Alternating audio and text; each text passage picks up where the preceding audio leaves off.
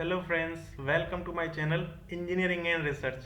आज हम basically thermodynamics और हीट ट्रांसफर के कुछ बेसिक कॉन्सेप्ट्स को रिवाइज करेंगे। ये कॉन्सेप्ट बेसिकली प्लेसमेंट ड्राइव्स में पूछे जाते हैं। So let's start with thermodynamics. Thermodynamics क्या है? थर्मोडायनामिक्स बेसिकली दो टर्म से मिलकर बना होता है, थर्म और डायनामिक्स। थर्म का मतलब हीट और डायनामिक्स का मीनिंग होता है पावर। तो थर्मोडायनामिक्स में हम बेसिकली क्या पढ़ते हैं? हीट का पावर में यानी वर्क में ट्रांसफॉर्मेशन। और basically thermodynamics deals with three Es, name basically energy, equilibrium और एंट्रोपी।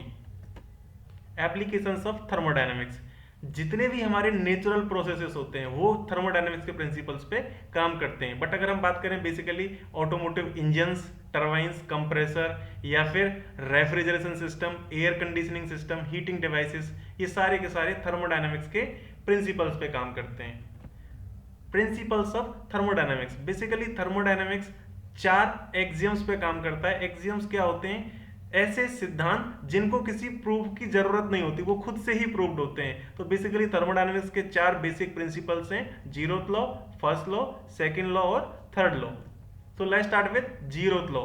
अगर मैं बात करूं कोई सिस्टम ए और बी, यानी सिस्टम ए और बी अगर थर्मल इक्विलिब्रियम में हैं इंडिपेंडेंटली, ऐसे ही अगर सिस्टम बी और सी इंडिपेंडेंटली थर्मल इक्विलिब्रियम में, तो जैसे मैंने बोला इंडिपेंडेंटली यानी ए और बी थर्मल इक्विलिब्रियम में इंडिपेंडेंटली, वहां पे बेसिकली सी का कोई आपस में रिलेशन नहीं है। उसी तरीके से अगर बी और सी इंडिपेंडेंटली थर्मल इक्विलिब्रियम में, वहां पे ए का आपस में कोई रिलेशन नहीं है, तो ए और सी भी आपस में थर्मल इक्विलिब्रियम में होंगे। थर्मल इक्विलिब्रियम का मीनिंग क्या होता है? बेसिकली थर्मल इक्विलिब्रियम का बेसिक मीनिंग होता है कि यहां बेसिकली दो सिस्टम में कोई आपस में हीट ट्रांसफर नहीं हो रहा है। और हीट ट्रांसफर के लिए बेसिकली मिनिमम रिक्वायरमेंट क्या होती है? टेम्परेचर डिफरेंस का होना।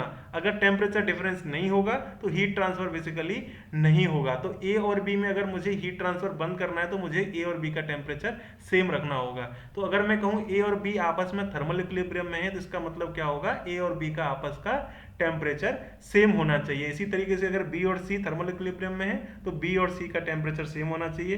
तो जैसा मैंने कहा, अगर ए बी इंडिपेंडेंटली इक्विलिब्रियम में है, ऐसे ही बी और सी इंडिपेंडेंटली इक्विलिब्रियम में है, तो ए और सी भी आपस में थर्मल इक्विलिब्रियम होंगे, यानी ए और सी का भी टेम्परेचर सेम होगा।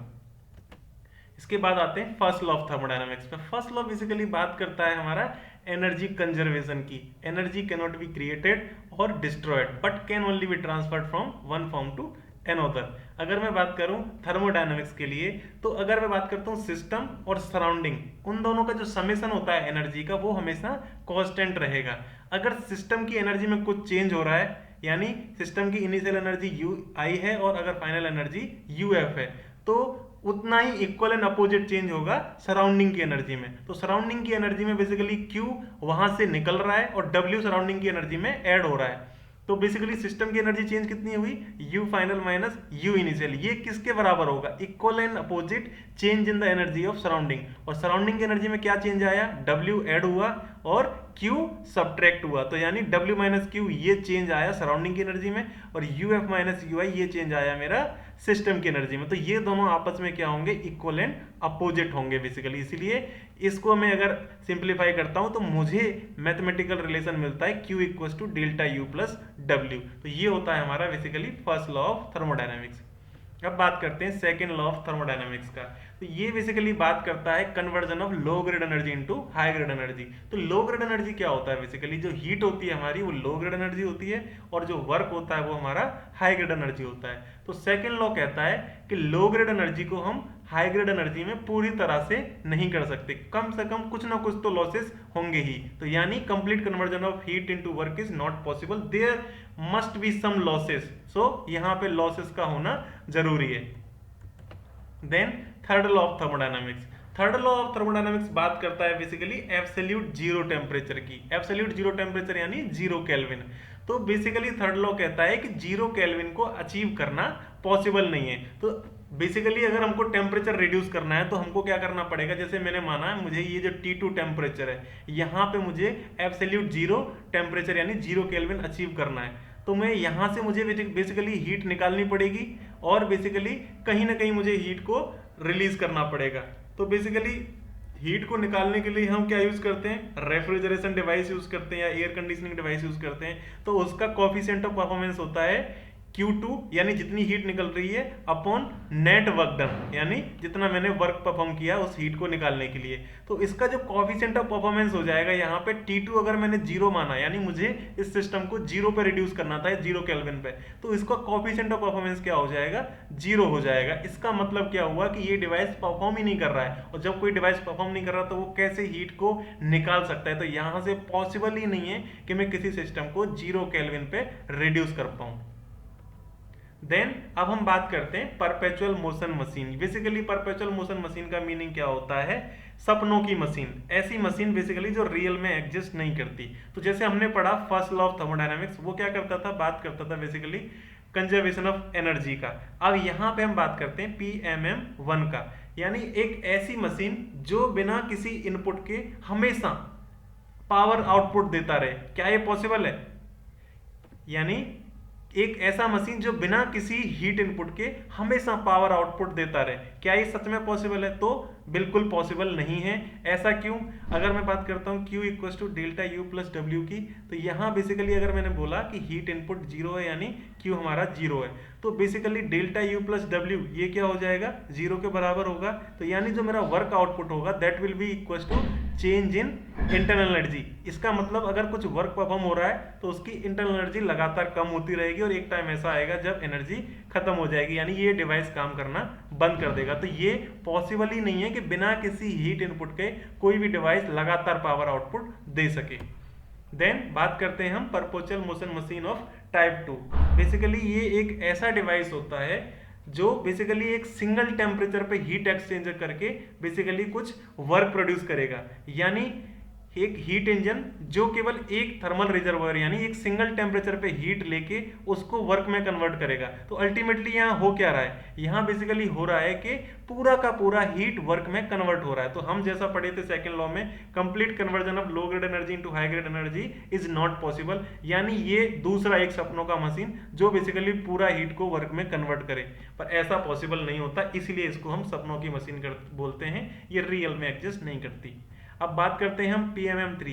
ये बेसिकली एक ऐसी मशीन जहां पे कोई फ्रिक्शन ना हो, बट क्या सच में ऐसा हो सकता है कि जहां फ्रिक्शन ना हो, ऐसा पॉसिबल ही नहीं है कि फ्रिक्शन ना हो। तो फ्रिक्शन हमेशा कुछ ना कुछ पॉसिबल होता है, तो ऐसा मशीन जहां पे फ्रिक्शन ना हो वो पॉसिबल ही नहीं है, तो उसको हम बोलते हैं सपनों की मशीन 3, जहां पे कोई फ्रिक्शन नहीं होता, जो रियल में एग्जिस्ट नहीं करती। चाहे हम कितना भी लुब्रिकेंट यूज कर लें, there must be some friction.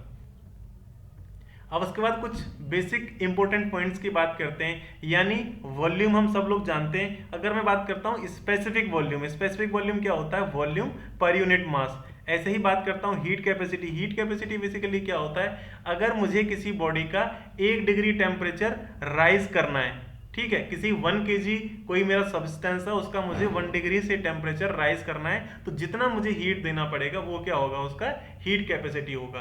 अब बात करते हैं स्पेसिफिक हीट कैपेसिटी की, तो वो स्मॉल सी से डिनोट करते हैं, तो ये बेसिकली क्या होगा, कैपिटल C अपॉन मास, यानी per unit mass. Heat capacity per unit mass हमारा स्पेसिफिक हीट कैपेसिटी होता है। बाकी बेसिकली अगर मैं बात करूं सॉलिड और लिक्विड की जो हीट कैपेसिटी होती है वो सेम होती है, यानी सॉलिड और लिक्विड की हीट कैपेसिटी फिक्स होती है जनरली। बट बात करूं मैं गैसेस की, उसकी हीट कैपेसिटी फिक्स नहीं होती। वो बेसिकली हम दो हीट कैपेसिटी पढ़ते हैं, specific heat capacity at constant pressure और specific heat capacity at constant volume. तो ये केवल बेसिकली हम किसके पढ़ते हैं, गैसेस के लिए पढ़ते हैं, बट सॉलिड्स के लिए और लिक्विड के लिए ये हम जनरली फिक्स मानते हैं। अब कुछ और बेसिकली पॉइंट्स की बात करता हूँ। Cp और Cv में आपस में रिलेशन क्या होता है, Cp minus Cv equals to R होता है, और गामा बेसिकली क्या होता है, it is the ratio of Cp by Cv। तो यहाँ से बेसिकली हमको पता चलेगा कि Cp हमेशा Cv से बड़ा होता है। अगर बात करूँ मोनोएटॉमिक गैसेस के लिए, तो जो ये रेशो होता है ये 5/3 होता है, और डायटोमिक गैसेस के लिए मॉलिक्यूल अगर रिजिड कंसीडर करें तो गामा 7/5 होता है। अगर हम बात करें अगर मॉलिक्यूल रिजिड रोटर नहीं है तो गामा 9/7 होगा for diatomic gases. Internal energy का बेसिक फॉर्मूला क्या होता है, mCv डेल्टा टी, और बेसिकली एंथैल्पी का बेसिक फॉर्मूला होता है mCp डेल्टा टी। इसको हम थोड़ा सा और डिटेल में आगे पढ़ेंगे। Ideal and real gas equation. Basically हम स्कूल में पढ़े थे ideal gas equation, PV equals to NRT. जैसा इसका नाम है आइडियल, ये रियल में बेसिकली ऐसा कोई गैस नहीं होता जो इस इक्वेशन को फॉलो करे, पर ये कुछ गैसेस इसको पहुंच सकते हैं, इसके नियरली पहुंच सकते हैं, पर पूरी तरह से कोई इसको फॉलो नहीं करता। तो इसको हम दो तरीके से रिप्रेजेंट करते हैं, पीवी इक्वल्स टू एनआरटी या फिर पीवी इक्वल्स टू एनआरटी। अगर यहाँ पे आर क्या है, ये हमारा यूनिवर्सल गैस कांस्टेंट है, एन हमारा नंबर ऑफ मोल्स होता है। यहाँ पे बेसिकली हम मोल्स को मास से रिप्लेस कर देते हैं और आर बेसिकली चेंज हो जाता है हमारा कैरेक्टरिस्टिक गैस कांस्टेंट में, यानी आर बाई मोलिकुलर मास। तो दोनों आपस में बेसिकली रिलेटेड हैं, बस यहाँ पे हम रिप्लेस कर देते हैं नंबर ऑफ मोल्स को मास से, और यहाँ पे जो आर है उसको हम बात चेंज कर देते हैं, यूनिवर्सल गैस कांस्टेंट को रिप्लेस कर देते हैं कैरेक्टरिस्टिक गैस कांस्टेंट से। तो अब बात करते हैं हम real gas equation. Real gas equation में जो बेसिकली P होता है, हम P को रिप्लेस कर देते हैं P plus a by V square, और V को रिप्लेस कर देते हैं V माइनस बी से। तो बेसिकली यहाँ पे B का मीनिंग क्या है, B है वॉल्यूम ऑफ गैस मॉलिक्यूल। यहाँ पे हमने माना था कि जो गैस का पार्टिकल्स होते हैं या मॉलिक्यूल्स होते हैं वो कोई वॉल्यूम ऑक्यूपाई नहीं करते, बट सच में ऐसा नहीं होता, वो कुछ ना कुछ वॉल्यूम ऑक्यूपाई करते हैं। तो एक्चुअल में जो वॉल्यूम होगा that will be equal to V minus b. इसी तरीके से हमने ये भी कंसिडर किया था कि पार्टिकल्स या मॉलिक्यूल्स के बीच में आपस में कोई अट्रैक्टिव फोर्सेस वगैरह नहीं होते, यानी कोहेशन नहीं होता, बट एक्चुअल में ऐसा नहीं होता। पार्टिकल्स या मॉलिक्यूल्स के बीच में आपस में कुछ वीक वेंडरवाल फोर्सेस वगैरह या कोहेशन फोर्सेस वगैरह होते हैं, उसको हम यानी कंसीडर करने के लिए प्रेशर को रिप्लेस कर देते हैं P plus a by V square से। तो ये हमारी रियल गैस इक्वेशन है। तो अगर हम रियल गैस इक्वेशन की बात करें, तो अगर टेम्परेचर हमारा बहुत ज़्यादा है, टेम्परेचर बहुत ज़्यादा है और अगर प्रेशर बहुत कम है, तो बेसिकली जो ये बॉडी का जो हमारा वॉल्यूम है उसके कंपैरिजन में जो मॉलिक्यूल्स का वॉल्यूम होगा, टेम्परेचर अगर बहुत ज़्यादा बढ़ा दिया जाए और प्रेशर बहुत कम हो जाए तो गैस के मॉलिक्यूल्स और दूर दूर हो जाएंगे। तो उस कंडीशन में जो हमारा वॉल्यूम है मॉलिक्यूल्स को, उसको हम नेग्लेक्ट कर सकते हैं। इसी तरीके से उनके बीच में जो कोहेशन फोर्सेस वगैरह उनको भी हम नेग्लेक्ट कर सकते हैं। तो बेसिकली जो आइडियल गैस इक्वेशन है वो रियल गैस इक्वेशन की तरह काम करता है, बिहेव करता है। कब? जब टेम्परेचर हमारा बहुत ज़्यादा हो और प्रेशर हमारा बहुत कम हो। अब बात करते हैं थर्मोडायनेमिक सिस्टम, बाउंड्री और सराउंडिंग की। तो बेसिकली सिस्टम क्या होता है, हम जिस पार्ट को, यानी कोई भी हम सब्सटेंस है या कोई भी हम बॉडी कंसिडर करते हैं जिसको हम स्टडी करना चाहते हैं, तो यानी जो भी मेरा कंटेंट है, यानी जो भी मेरे को पार्टिकल या कोई भी बॉडी कंसिडर करता हूं जिसको मुझे स्टडी करना है, जिसकी प्रॉपर्टीज मुझे स्टडी करना है, तो यानी जो भी हमारा मास है या फिर वॉल्यूम है जो अंडर कंसिडरेशन है, जिसको मैं स्टडी करना चाहता हूं, वो हमारा सिस्टम होगा। उसके बाहर की जितनी भी चीजें हैं वो हमारा क्या होगा, बेसिकली सराउंडिंग होगा। तो उसको रिप्लेस बेसिकली सेपरेट कौन करता है, सिस्टम को सराउंडिंग से सेपरेट करती है बाउंड्री।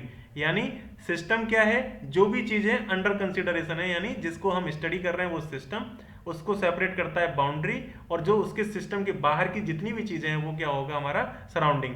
और सिस्टम, सराउंडिंग और बाउंड्री, ये तीनों बेसिकली क्या होता है, यूनिवर्स के अंदर लाई करता है।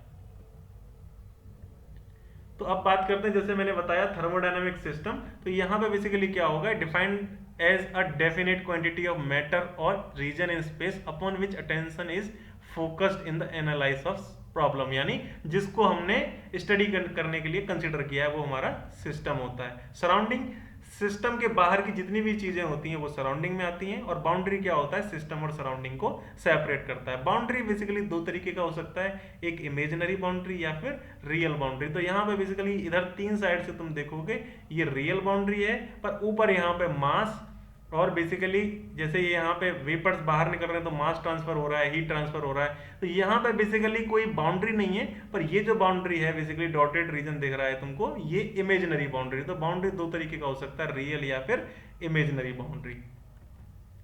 अब बात करते हैं टाइप ऑफ थर्मोडायनेमिक सिस्टम। तो सिस्टम बेसिकली तीन टाइप के होते हैं। ओपन सिस्टम, जहां पे मास और एनर्जी दोनों एक्सचेंज हो सकता है। उसके बाद आते हैं क्लोज सिस्टम, यहाँ पे केवल एनर्जी ट्रांसफर हो सकता है, मास ट्रांसफर नहीं हो सकता। उसके बाद आते हैं आइसोलेटेड सिस्टम, यहाँ पे ना मास ट्रांसफर होता है और ना ही एनर्जी ट्रांसफर होता है।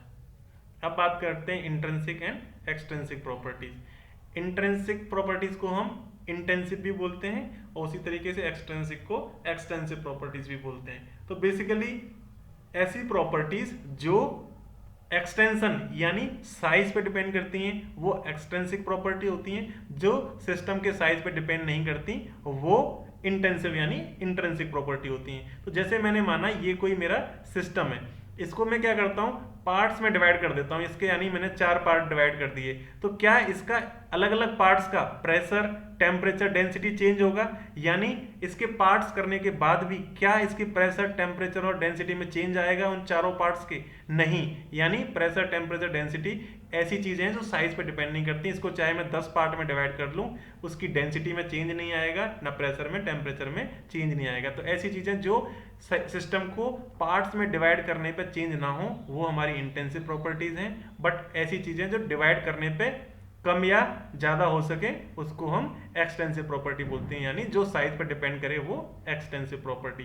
तो इसमें क्या है, एनर्जी है, मास है, वॉल्यूम है, ये एक्सटेंसिव प्रॉपर्टीज हैं। और प्रेशर, टेम्परेचर और डेंसिटी हमारा क्या है, इंटेंसिव प्रॉपर्टीज। अब बात करते हैं point function and path function. तो बेसिकली कुछ ऐसे फंक्शंस होते हैं जो पाथ पे डिपेंड नहीं करते, यानी हम कोई भी पाथ फॉलो करें उसमें चेंज नहीं आने वाली। यानी मैं बात करता हूं ए पॉइंट है और मेरा बी पॉइंट है, मैं ए से बी पॉइंट पे जाता हूं चाहे कोई भी पाथ फॉलो करूं। इन 3 पाथ यहाँ पे दिखे हुए हैं, एक ये पाथ है, एक ये पाथ है और यहाँ पे तीसरा ये पाथ है। मैं कोई भी पाथ फॉलो करके ए से बी पे जाऊं, क्या बी पे जो बी पॉइंट का प्रेशर है, वॉल्यूम है, टेम्परेचर है या फिर इंटरनल एनर्जी है, क्या इसमें कोई चेंज आएगा? मैं कोई भी रैंडमली कोई पाथ फॉलो करता हूँ, बी पे पहुंचता हूँ, क्या बी के प्रेशर, वॉल्यूम, टेम्परेचर और इंटरनल एनर्जी में कोई चेंज आएगा क्या पाथ फॉलो करने से? नहीं। तो बेसिकली ये जो चीजें हैं ये क्या है, हमारी पॉइंट फंक्शन है, यानी ये डिपेंड नहीं करती कि मैं क्या पाथ फॉलो करके यहाँ तक पहुंचा हूँ। कोई भी पाथ फॉलो करके पहुंचूं, इस पॉइंट पे पहुंच गया एक बार तो यहाँ का जो प्रेशर, टेम्परेचर और इंटरनल एनर्जी है वो चेंज नहीं होगा, वो सेम रहने वाला है। बट कुछ चीजें ऐसी होती हैं जैसे हीट और वर्क। हीट और वर्क क्या होगा, पाथ चेंज होने से हीट और वर्क चेंज हो जाएगा। अगर मैं ये पाथ फॉलो करता हूं तो एरिया अंडर कर्व, बेसिकली ये जो एरिया होगा तो वो मेरा क्या होगा, बेसिकली ये वर्क डन होगा। जैसे हम बात करते हैं क्लोज सिस्टम के लिए, पीवी डायग्राम पे एरिया अंडर कर्व क्या दिखाता है, हमारा वर्क दिखाता है। तो बेसिकली अगर ये पाथ फॉलो करता हूं इस पाथ को तो इसका एरिया अंडर कर्व ये होगा, तो ये हमारा वर्क डन होगा। बट मैं अगर क्या करता हूँ ये वाला पाथ फॉलो करता हूँ तो यहाँ पे बेसिकली अब क्या होगा, एरिया अंडर कर्व चेंज हो जाएगा। तो बेसिकली यहाँ से हमको क्या पता चलता है, हीट और वर्क बेसिकली क्या है, हमारा पाथ फंक्शन है, यानी ये पाथ पे डिपेंड करता है। अब बात करते हैं रिवर्सिबल एंड इरिवर्सिबल प्रोसेस। तो बेसिकली अगर मैं बात करूं रिवर्सिबल प्रोसेस का, यानी ऐसी प्रोसेस जो अपना पाथ रिट्रेस कर सके, यानी अपने पाथ को मैंने अभी एक डायरेक्शन में मैं गया कोई पाथ फॉलो करते हुए, अगर मैं अपना जो चीजें हैं कंडीशन चेंज करूं और वो वापस दोबारा बेसिकली क्या करे, उस पाथ को रिट्रेस करे, तो उसको हम रिवर्सिबल प्रोसेस बोलते हैं। बट रियल लाइफ में रिवर्सिबल प्रोसेस एग्जिस्ट नहीं कर सकती। सारी प्रोसेस क्या होती हैं, इरिवर्सिबल होती हैं, ठीक है, यानी स्पॉन्टेनियस प्रोसेस होती हैं। या बेसिकली अब मैं बात करता हूं कि क्वासी स्टैटिक प्रोसेस, जैसे मैंने बोला रिवर्सिबल प्रोसेस एग्जिस्ट नहीं कर सकती, बट हम रिवर्सिबिलिटी की तरफ थोड़ा बहुत मूव कर सकते हैं, यानी उसको अचीव करने की कोशिश करते हैं। तो यानी उसको पहुंचने तक के लिए बेसिकली हम कोशिश कर सकते हैं। तो उस कंडीशन में बेसिकली एक प्रोसेस आता है, वो होता है क्वासी स्टैटिक प्रोसेस, यानी इनफाइनाइटली स्लो प्रोसेस, यानी बहुत ज्यादा स्लो प्रोसेस। वहां पे क्या होता है, सारे स्टेप्स पे हम बेसिकली इक्विलिब्रियम में होते हैं, सारे स्टेप्स पे हम इक्विलिब्रियम में होते हैं। तो अगर प्रोसेस को हम, कोई भी प्रोसेस है उसको हम बहुत ज्यादा स्लो कर दें तो वहां पे उसको रिट्रेस करना किसी भी हद तक, बेसिकली कुछ हद तक पॉसिबल होता है। तो यानी जो प्रोसेस बहुत ज्यादा स्लो है, क्वासी स्टैटिक प्रोसेस बोलते हैं, तो वो रिवर्सिबल की जैसे बिहेव कर सकती है। एक्चुअली में रिवर्सिबल नहीं होती बट रिवर्सिबल की तरह बिहेव कर सकती है। तो यानी ऐसी प्रोसेस जो बहुत ज्यादा स्लो है, वहां पे हर एक पॉइंट पे इक्विलिब्रियम कंडीशन होती है, तो इस प्रोसेस को हम बोलते हैं एक रिवर्सिबल जैसा, बट रिवर्सिबल नहीं होता है एक्चुअली। जो एक्चुअली में बात करूं तो सारी प्रोसेस इरिवर्सिबल होती हैं, जो रिट्रेस नहीं कर सकती। अब बात करते हैं गिब्स फेज रूल का। गिब्स फेज रूल क्या होता है, बेसिकली ये रिलेशन बताता है, P क्या है यहाँ पे, नंबर ऑफ फेजेस, F क्या है, डिग्री ऑफ फ्रीडम, C क्या है, नंबर ऑफ कंपोनेंट्स। तो बेसिकली गिब्स फेज रूल क्या करता है, हमारा फेजेस, डिग्री ऑफ फ्रीडम और कंपोनेंट्स के बीच में रिलेशन बताता है। ये बेसिकली फेज डायग्राम को स्टडी करने की बात करते हैं हम। तो जैसे मैं बात करता हूं, अगर कोई H2O सिस्टम की बात करता हूं, यानी वाटर सिस्टम की बात करता हूं, तो वाटर बेसिकली 3 फेजेस में एग्जिस्ट करता है, सॉलिड, लिक्विड और गैस। तो ट्रिपल पॉइंट क्या होता है, बेसिकली ट्रिपल पॉइंट एक ऐसा पॉइंट है जहां पे तीनों फेजेस एक साथ एग्जिस्ट करती हैं। यहाँ पे यानी बेसिकली क्या होगा, लिक्विड भी एग्जिस्ट करता है, वेपर भी एग्जिस्ट करता है और आइस भी एग्जिस्ट करता है। ठीक है, तो ट्रिपल पॉइंट बेसिकली अगर मैं बात करता हूं, ट्रिपल पॉइंट पे नंबर ऑफ फेजेस क्या होंगे, P हो जाएगा 3 और C basically number of components क्या है 1 है, क्योंकि H2O सिस्टम की बात कर रहे हैं तो कंपोनेंट केमिकल कंपोनेंट तो हमारा सिर्फ एक ही है, तो यहाँ पे 1 + 2 3 और P ऑलरेडी 3 था तो 3 3 आपस में कैंसिल हो जाएगा, तो जो हमारा डिग्री ऑफ फ्रीडम होगा वो क्या होगा 0 होगा। तो ट्रिपल पॉइंट पे हमको कोई भी प्रेशर या टेम्परेचर डिफाइन करने की जरूरत नहीं है, ट्रिपल पॉइंट का pressure and temperature already fix होता है, तो यानी ट्रिपल पॉइंट पे डिग्री ऑफ फ्रीडम हमारा क्या होगा 0 होगा। अब बात करते हैं हम इंटरनल एनर्जी की। इंटरनल एनर्जी क्या होता है बेसिकली, ये बेसिकली जो सिस्टम के पास टोटल एनर्जी होता है, सिस्टम के पास जो टोटल एनर्जी होता है वो किसकी वजह से होता है, जो माइक्रोस्कोपिक लेवल पे मोशंस होते हैं ना, बेसिकली मोशंस, इंटरेक्शन, इलेक्ट्रॉन का मोशन, वो जितने भी माइक्रोस्कोपिक लेवल पे मोशंस होते हैं उसकी वजह से हमारे सिस्टम के पास कुछ एनर्जी होती है, उसको हम क्या बात करते हैं कि उसको बोलते हैं इंटरनल एनर्जी। तो बेसिकली जो माइक्रोस्कोपिक लेवल की जो हमारी काइनेटिक एनर्जी, पोटेंशियल एनर्जी होती हैं वो हमारी क्या होती है, इंटरनल एनर्जी होती है। अब बात करता हूं कि अगर मेरा सिस्टम ही मूव करने लगे, अगर हमारा सिस्टम ही मूव करने लगे तो उसके पास कुछ मैक्रोस्कोपिक यानी जो हम फील कर सकते हैं मैक्रोस्कोपिक लेवल की कुछ काइनेटिक एनर्जी होगी और पोटेंशियल एनर्जी होगी, तो जो टोटल एनर्जी होगी यानी टीई ये क्या होगा इंटरनल एनर्जी। इंटरनल एनर्जी में बेसिकली हमने क्या बात की थी, इंटरनल एनर्जी हमने बात की थी जो माइक्रोस्कोपिक लेवल की काइनेटिक एनर्जी और पोटेंशियल एनर्जी। तो यू के अंदर कुछ टर्म होगा क्या, जो हमारे जो बेसिकली मोशन और इंटरेक्शन था माइक्रोस्कोपिक लेवल पे वो यू का पार्ट होता है यानी इंटरनल एनर्जी का पार्ट होता है। अब ये क्या है के ई और पी, ये बेसिकली मैक्रोस्कोपिक लेवल यानी जिसको हम देख सकते हैं फील कर सकते हैं वो वाली एनर्जी, काइनेटिक एनर्जी और potential energy. But in case macroscopic level की काइनेटिक एनर्जी और पोटेंशियल एनर्जी हम नेग्लेक्ट कर दें यानी सिस्टम हमारा बेसिकली स्टेबल है तो वहां पे हम इसको नेग्लेक्ट कर सकते हैं, तो बेसिकली टोटल एनर्जी हमारी क्या होगी सिस्टम की, वो इंटरनल एनर्जी के बराबर होगी। तो ध्यान देने की बात ये है, ये जो के ई और पी है ये मैक्रोस्कोपिक लेवल की काइनेटिक एंड पोटेंशियल एनर्जी है, और जो इंटरनल एनर्जी का पार्ट होती है वो क्या होता है बेसिकली माइक्रोस्कोपिक लेवल पे मोशन और इंटरेक्शन यानी माइक्रोस्कोपिक लेवल पे काइनेटिक एनर्जी और पोटेंशियल एनर्जी। तो बेसिकली जो हमारी इंटरनल एनर्जी होती है यानी माइक्रोस्कोपिक लेवल पे जो मूवमेंट होते हैं वो डिपेंड करते हैं बेसिकली टेम्परेचर पे। तो जो हमारी इंटरनल एनर्जी होती है वो सिर्फ और सिर्फ किस पे डिपेंड करती है, टेम्परेचर पे डिपेंड करती है। Internal energy is function of temperature only. अगर हमारा टेम्परेचर कांस्टेंट होगा तो इंटरनल एनर्जी चेंज में कोई भी बेसिकली चेंज नहीं आएगा यानी डेल्टा यू क्या होगा हमारा 0 होगा। अब बात करते हैं एंथैल्पी। एंथैल्पी क्या होता है बेसिकली, ये टोटल हीट कंटेंट को बताता है, total heat content of a system eight constant pressure. Enthalpy क्या होता है basically, total heat content of a system eight constant pressure basically. तो इसको हम रिप्रेजेंट करते हैं एच से, H = U + PV होता है। ठीक है, तो जैसे हमने बात किया था कि U को हम मेजर नहीं कर सकते वैसे ही हम H को भी मेजर नहीं कर सकते, केवल हम U और H में चेंज को मेजर कर सकते हैं यानी डेल्टा H निकाल सकते हैं और डेल्टा U निकाल सकते हैं। इसको H या U को हम क्वांटिफाई नहीं कर सकते। तो इस तरीके से जैसे ये H है इसको मैं बेसिकली अगर डिफरेंस निकालने की कोशिश करूँ यानी डेल्टा H क्या होगा डेल्टा U और PV का डेल्टा PV। तो अगर मैं बात करूँ प्रेशर अगर कांस्टेंट है तो अगर प्रेशर कांस्टेंट होगा तो बेसिकली ये वाला टर्म V डेल्टा P ये क्या हो जाएगा 0 हो जाएगा। तो डेल्टा H हमारा क्या होगा delta U plus delta P plus delta V। ठीक है, तो इसको बेसिकली हम कैसे मेजर करते हैं mCp डेल्टा T से। अब बात करते हैं हम साइक्लिक प्रोसेस की। साइक्लिक प्रोसेस क्या होता है बेसिकली ऐसा प्रोसेस जहां पे हमारा स्टार्टिंग पॉइंट और एंड पॉइंट बेसिकली सेम होता है। मैंने अगर यहां से स्टार्ट किया और मैं वापस घूम के एक साइकिल फॉलो करके यहीं पे वापस आ जाता हूं तो ये बेसिकली एक साइक्लिक प्रोसेस होगा। इसमें बेसिकली अगर इसमें मैंने 4 प्रोसेस कंसीडर किया, कुछ हीट इनपुट हुआ, कुछ वर्क आउटपुट हुआ, यहाँ पे फिर से कुछ हीट आउटपुट हुआ, यहाँ पे कुछ वर्क इनपुट हुआ, तो बेसिकली अगर मैंने 4 प्रोसेस कंसीडर किया इस साइक्लिक प्रोसेस में, यहाँ से स्टार्ट किया, कुछ 4 प्रोसेस फॉलो करके मैं वापस यहाँ पे आया, तो बेसिकली यहाँ पे क्या होगा इस पॉइंट पे मैं यहीं से चला था और वापस यहीं पे आ गया यानी U इनिशियल और U फाइनल यानी इंटरनल एनर्जी में कोई चेंज नहीं आएगा। तो साइक्लिक प्रोसेस में डेल्टा U क्या होगा हमारा 0 होगा। तो basically first law of thermodynamics से क्या हो जाएगा, जो चेंज इन हीट होगा वो विल बी इक्वल टू होगा चेंज इन वर्क आउटपुट। तो यानी जितना भी हमारा हीट एक्सचेंज हुआ है that will be equals to जो हमारा वर्क आउटपुट होगा delta W, delta Q will be equals to delta W. तो एफिशिएंसी अगर मुझे निकालना होगा तो net work output upon total heat supplied into 100।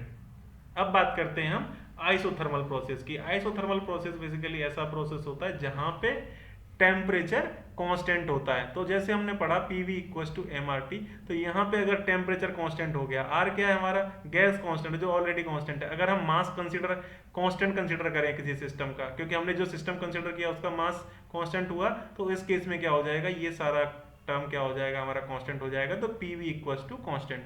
तो आइसोथर्मल प्रोसेस में टेम्परेचर कांस्टेंट होता है या फिर PV इक्वल्स टू कांस्टेंट होता है, प्रेशर और वॉल्यूम का जो मल्टीप्लिकेशन है वो हमारा कांस्टेंट होता है। तो यहाँ पे बेसिकली हम अगर बात करें टेम्परेचर कांस्टेंट है तो जैसे मैंने बोला डेल्टा यू क्या हो जाएगा, 0 हो जाएगा, तो क्यू हमारा डब्ल्यू के बराबर होगा।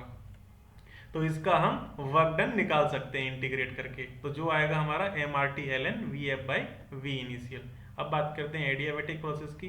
तो एडियाबैटिक प्रोसेस क्या होता है, ऐसा प्रोसेस जहां पे हीट ट्रांसफर नहीं होता, यानी बॉल से कोई हीट एक्सचेंज नहीं होता। तो उस केस में हम रिप्रेजेंट करते हैं इसको PV gamma equals to constant, यानी PV to the power gamma वो कांस्टेंट होगा।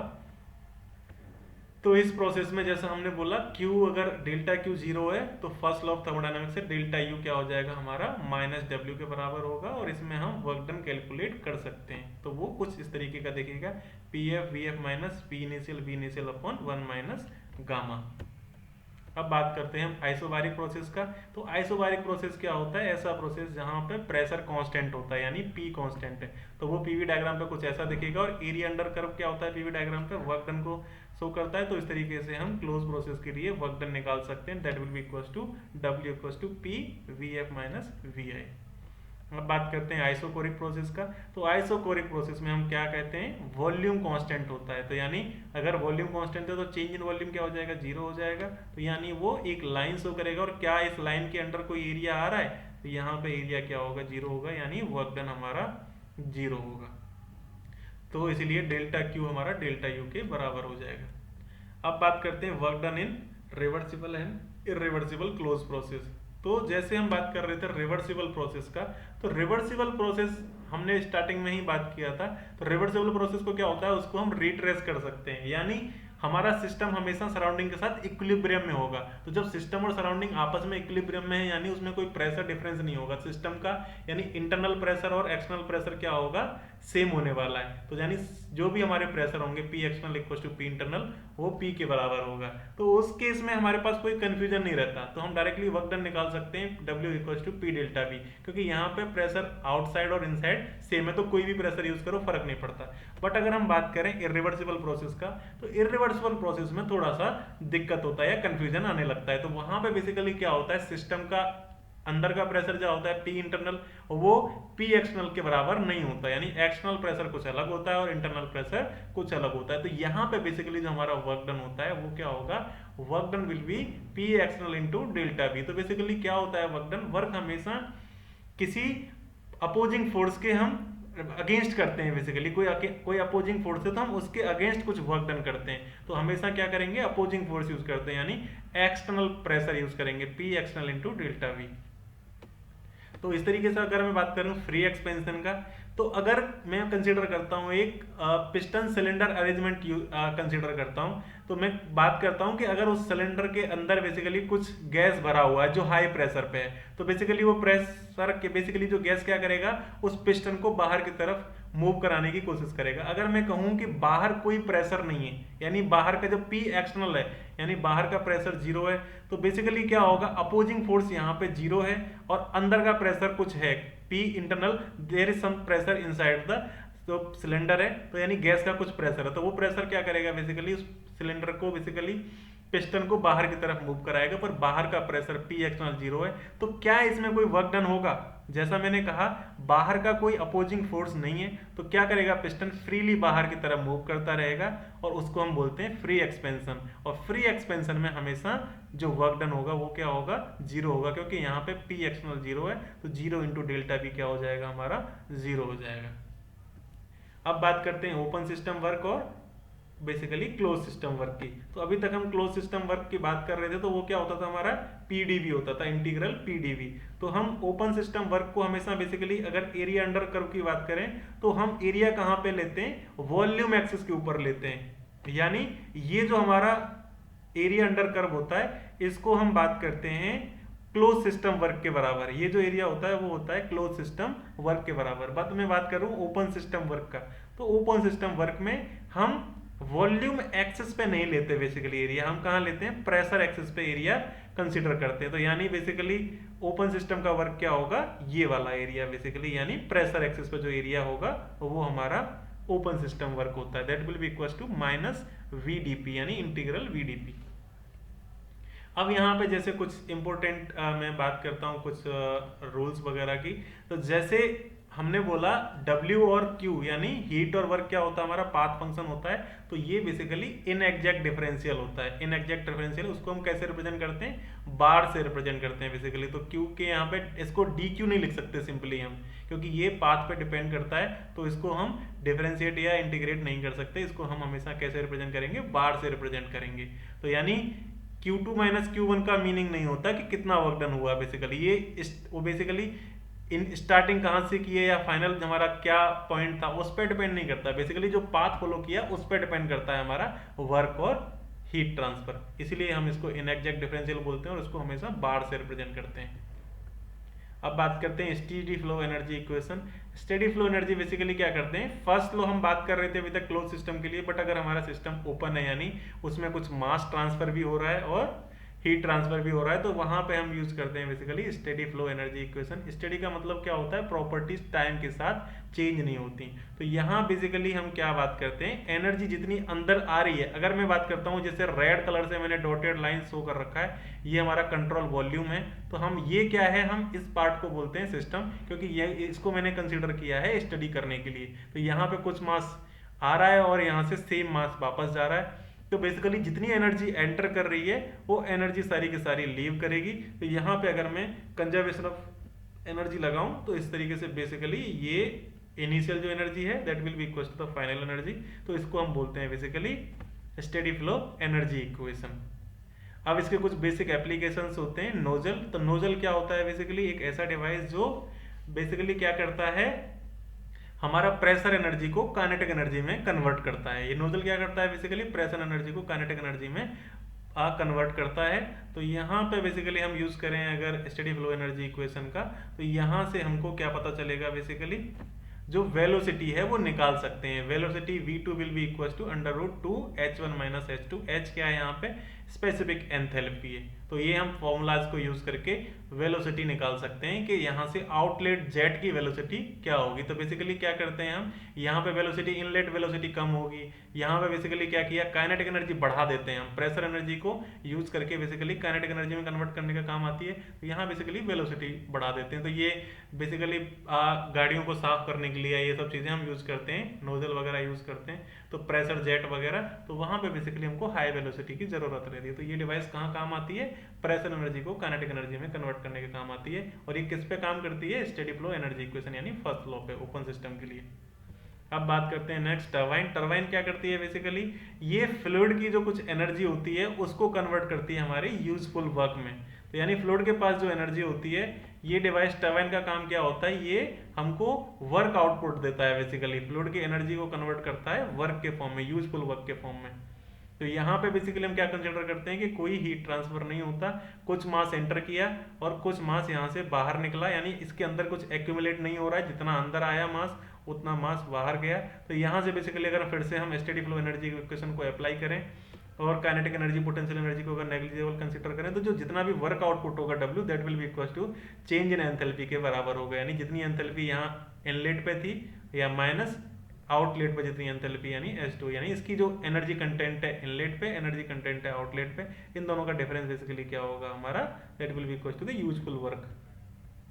अगला होता है थ्रॉटलिंग प्रोसेस। बेसिकली यहाँ पे हम क्या करते हैं कि एंथैल्पी में बिना चेंज किए प्रेशर को रिड्यूस करते हैं बेसिकली। तो ये क्या करते हैं, हम जो लिक्विड है या कोई गैस है उसको हम किसी कंस्ट्रेंट पैसेज से पास करते हैं, यानी यहाँ पे क्या है, कंस्ट्रेंट है, यहाँ पे क्रॉस सेक्शन एरिया सिर्फ इतना है और बाकी जगह क्रॉस सेक्शन एरिया ज़्यादा है। तो अगर कंस्ट्रेंट पैसेज से पास कराया जाए किसी फ्लूइड को तो उसका प्रेशर ड्रॉप हो जाता है। यहाँ पे बेसिकली एंथैल्पी चेंज नहीं होता थ्रॉटलिंग में।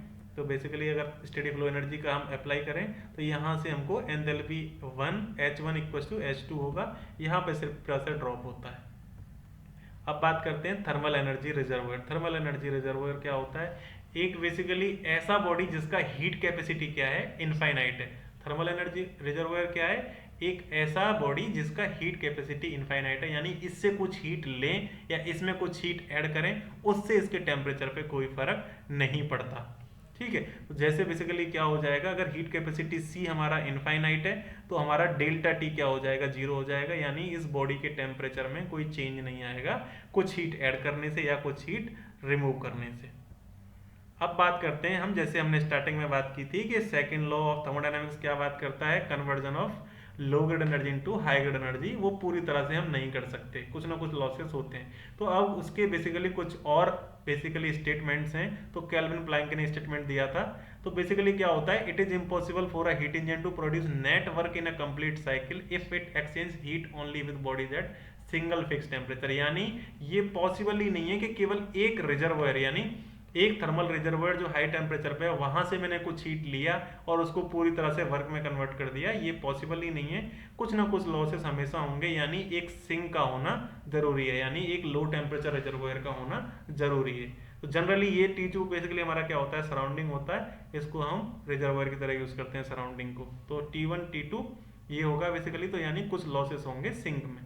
तो हमेशा एक सोर्स होगा और एक हमेशा सिंक होगा, एक टेम्परेचर हाई टेम्परेचर रिजर्वोयर होगा और एक हमेशा लो टेम्परेचर रिजर्वोयर होगा। ऐसा पॉसिबल ही नहीं है कि ये रिजर्वोयर ना हो यानी सिंक ना हो, यानी कुछ लॉसेस ना हो, ऐसा पॉसिबल ही नहीं है। कुछ हीट बेसिकली लॉस हमेशा होती है। अब जैसे अगला एक टर्म आता है why two adiabatic cups never cut each other. तो ये भी बेसिकली जो पिछला स्टेटमेंट था उसी पे काम करता है। अब मैं कंसिडर करता हूँ दो एडियाबेटिक कप्स जो आपस में इंटरसेक्ट कर रहे हैं। तो एडियाबेटिक का मतलब जैसे हमने पढ़ा था कि जहाँ पे हीट ट्रांसफर जीरो है, तो यानी इन प्रोसेस में क्या होगा, हीट ट्रांसफर जीरो है।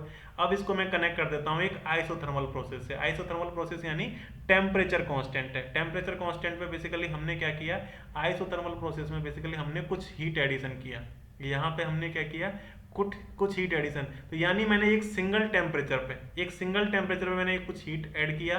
अब बेसिकली एरिया अंडर कर्व क्या होता है, जो इनक्लोज्ड एरिया है वो वर्क डन को शो करता है, यानी मैं केवल एक टेम्परेचर पे यहाँ पे हीट ऐड करके कुछ वर्क प्रोड्यूस कर रहा हूँ। क्या ये पॉसिबल है? तो हमने अभी पढ़ा था थोड़ी देर पहले ही कि सिंगल टेम्परेचर पे हम हीट एक्सचेंज करके वर्क प्रोड्यूस नहीं कर सकते, यानी कुछ ना कुछ लॉसेस होना जरूरी है। यानी एक हाई टेम्परेचर रिजर्वोयर होना जरूरी है और दूसरा लो टेम्परेचर रिजर्वोयर होना जो जरूरी है। यहाँ पे सिर्फ क्या है, एक सिंगल टेम्परेचर है जो पॉसिबल नहीं है, इसलिए ये कंडीशन हमारी पॉसिबल नहीं है, यानी एडियाबेटिक कर्व्स कभी इंटरसेक्ट नहीं कर सकते। अब बात करते हैं equivalence of Kelvin Planck statement. तो बेसिकली जो दोनों स्टेटमेंट है हमारे, ये बेसिकली केल्विन प्लैंक और Clausius statement. Clausius statement basically क्या कहता है, क्लॉसियस स्टेटमेंट कहता है कि ऐसा कोई डिवाइस पॉसिबल नहीं है जो बेसिकली कूलर बॉडी से हॉटर बॉडी में हीट ट्रांसफर कर सके बिना किसी पावर इनपुट के। यानी ऐसी कोई डिवाइस पॉसिबल नहीं है जो बिना किसी पावर इनपुट के कूलर बॉडी से हॉटर बॉडी को हीट ट्रांसफर कर सके। हमेशा क्या होता है, बेसिकली हॉट बॉडी से कोल्ड बॉडी की तरफ हीट फ्लो करती है, ये नेचुरल फिनोमेना है। हॉट बॉडी से कोल्ड बॉडी की तरफ हीट फ्लो करती है। बट अगर हमको उल्टी डायरेक्शन में हीट अगर फ्लो कराना है, जैसे रेफ्रिजरेटर होता है, एयर कंडीशनिंग होता है, वो बेसिकली क्या करता है, कोल्ड बॉडी से हॉट बॉडी में हीट ट्रांसफर कराता है, तो उसके लिए हमेशा कुछ पावर इनपुट हमको देना पड़ता है। तो ये बेसिकली यहाँ पे क्या है, इक्विवेलेंस की बात की है। तो अगर मैंने कोई हीट इंजन 1 कंसीडर किया जो बेसिकली क्या करता है, दो रिजर्वोयर के बीच में काम करता है, T1 और T2, ये लो टेम्परेचर रिजर्वोयर और ये हाई टेम्परेचर रिजर्वोयर है। तो यहाँ से अगर मैंने Q1 अमाउंट ऑफ हीट लिया और वो बेसिकली क्या कर रहा है, पूरी तरह से उस हीट को ट्रांसफर कर दे रहा है T1 रिजर्वोयर यानी हॉट रिजर्वोयर में। तो ये मैंने कंसीडर किया है। जैसे मैंने बोला, क्लॉसियस स्टेटमेंट ने बोला कि ऐसा पॉसिबल ही नहीं है, ऐसा कंडीशन पॉसिबल नहीं है कि मैं लो टेम्परेचर रिजर्वोयर से हीट लूं और उसको पूरी तरह से ट्रांसफर कर दूं हाई टेम्परेचर रिजर्वोयर पे। चलो मैं अभी यहाँ पे प्रेजेंट कंडीशन में, प्रेजेंट सिनेरियो में इसको मैं मान के चलता हूँ कि ये पॉसिबल है।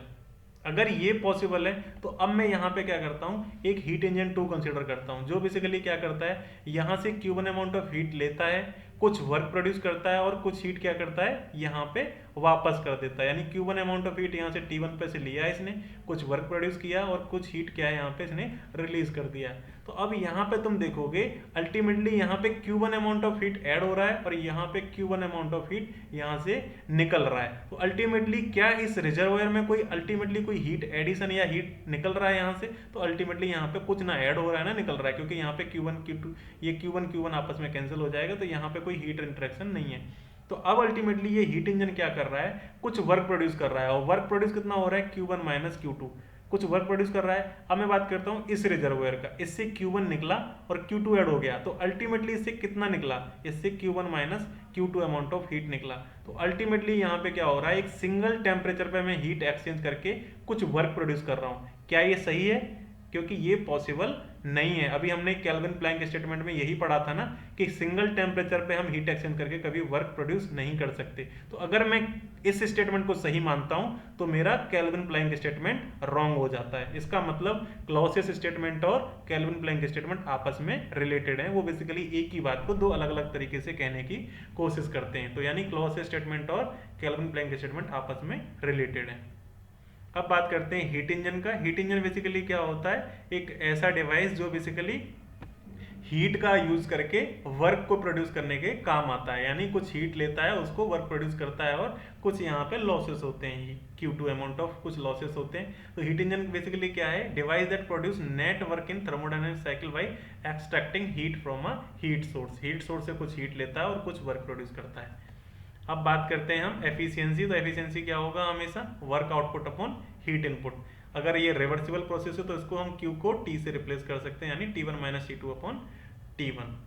अब बात करते हैं हीट पंप का। हीट पंप क्या होता है, device use to heat add. अब बेसिकली क्या करता है, ये हीट को ऐड करने के काम आता है। कहाँ पे हीट ऐड करने के काम आता है, हॉट बॉडी में। यानी कोल्ड बॉडी से हीट लेके ये हॉट बॉडी में हीट ऐड करने के काम आता है हीट पंप। तो बेसिकली यहाँ पे जो इसका कोफिशिएंट ऑफ परफॉर्मेंस होता है वो क्या होगा, कितनी हीट ऐड किया। हमारा मेन एम क्या है, हीट ऐड करना हॉट बॉडी में। तो यानी कितना हीट ऐड किया और उसके लिए हमको कितना वर्क परफॉर्म करना पड़ा, यानी Q1 यानी heat added upon work input. ये हमारा होता है coefficient of performance of heat pump. इस तरीके से अगर रिवर्सिबल है तो यहाँ पे हम टेम्परेचर से रिप्लेस कर सकते हैं। अब बात करते हैं रेफ्रिजरेटर। रेफ्रिजरेटर क्या होता है, बेसिकली एक ऐसी डिवाइस जो बेसिकली कोल्ड बॉडी से हीट निकाल के हॉट बॉडी को ट्रांसफर करता है, यानी एक कंपार्टमेंट को कूल करने के काम आता है। यानी कोल्ड बॉडी से हीट निकालेगा, क्या करेगा, और इसको ट्रांसफर करेगा हॉट बॉडी में। इस प्रोसेस में हमको कुछ वर्क करना पड़ता है, ठीक है। तो अब यहाँ पे बेसिकली इसका कोफिशिएंट ऑफ परफॉर्मेंस क्या होगा, इसका मेन एम क्या था रेफ्रिजरेटर का, कोल्ड हमारे बॉडी से हीट निकालना और उसको और ठंडा करना। तो बेसिकली मेन हमारा क्या क्या काम है, यानी Q2 हीट यहाँ से निकालना। तो इसलिए इसका कोफिशिएंट ऑफ परफॉर्मेंस क्या होगा, Q2 जितनी हीट इसने निकाली और उसके लिए हमको कितना काम करना पड़ा, W अमाउंट ऑफ वर्क करना पड़ा। तो ये Q2 upon Q1 minus Q2। इस तरीके से इसका जो COP हो जाएगा, कोफिशिएंट ऑफ परफॉर्मेंस, वो हो जाएगा हमारा T2 by T1 minus T2। अब बेसिकली हम क्या करते हैं, COP of heat pump minus COP of refrigerator निकालने की कोशिश करें। तो हम पिछले वाले स्लाइड में हम पढ़े थे कि COP ऑफ हीट पंप क्या होता है, Q1 by Q1 minus Q2, और रेफ्रिजरेटर का होता है Q2। तो इस तरीके से इन दोनों में एक रिलेशन आएगा। COP ऑफ हीट पंप हमेशा क्या होगा, that is greater than COP of refrigerator. COP और हीट पंप का आपस में रिलेशन है COP heat pump equal to 1 plus COP refrigerator. अब बात करते हैं एंट्रोपी। एंट्रोपी क्या होता है, बेसिकली ये डिग्री ऑफ रैंडमनेस को शो करता है। It represent the unavailability of systems thermal energy.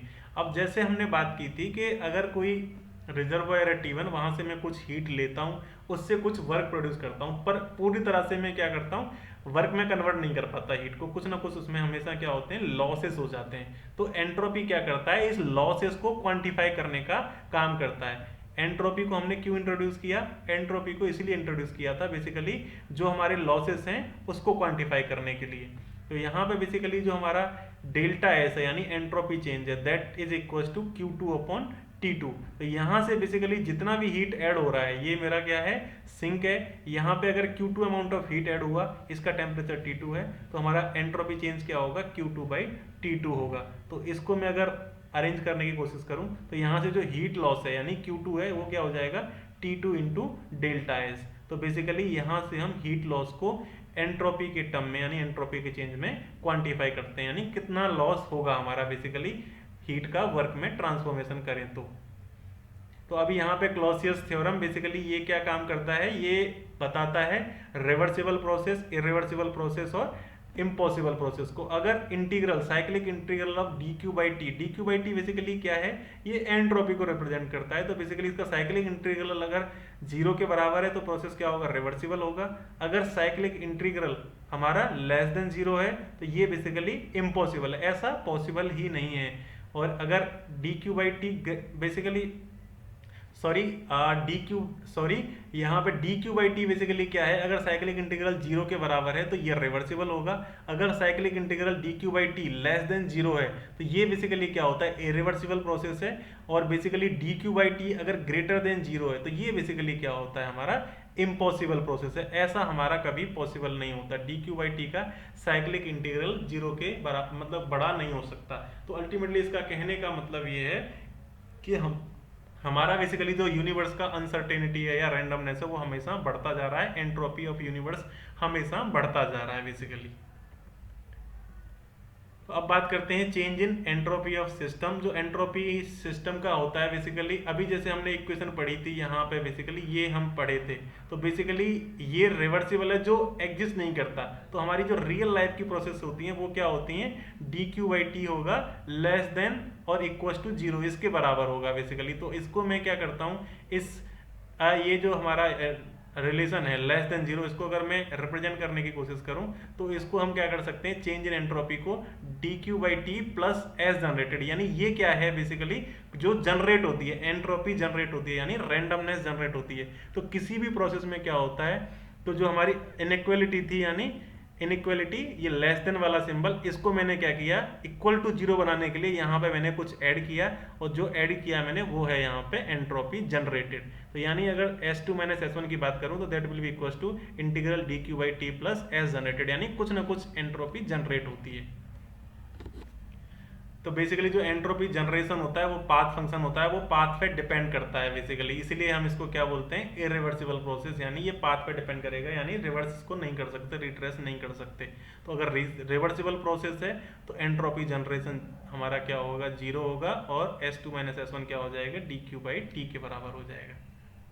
अब कुछ ट्विन इक्वेशन ऑफ एंट्रोपी की बात करते हैं। कुछ टर्म्स हैं, बेसिक टर्म्स हमारे थर्मोडायनेमिक्स में। तो ट्विन इक्वेशन ऑफ एंट्रोपी, तो ये बेसिकली कुछ नहीं, जो हमारा फर्स्ट लॉ पढ़ रहे थे हम, TdS, basically T into ds क्या है, ये हीट को रिप्रेजेंट करता है, du क्या है, हमारा इंटरनल एनर्जी चेंज है, और PdV हमारा किसको रिप्रेजेंट करता है, वर्क को। तो बेसिकली उन्हीं इक्वेशंस को हमने दूसरे फॉर्म में कंडीशंस लगा के यहाँ अगर मैं लिखने की कोशिश किया तो ये हमारी पहली ट्विन इक्वेशन ऑफ एंट्रोपी है, यानी TdS equal to du plus PdV।